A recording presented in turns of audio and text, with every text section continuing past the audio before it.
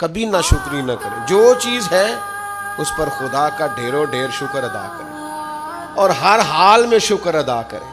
कहे मालिक ने जो मुझे दिया है करम ही हो गया, जो अल्लाह ने मुझे अता की है उस पर उसकी रहमत हो गई, फजल हो गया। हुजूर अलैहिस्सलाम ने फरमाया 70,000 लोग होंगे जिन्हें रब हिसाब के बगैर जन्नत अता कर देगा।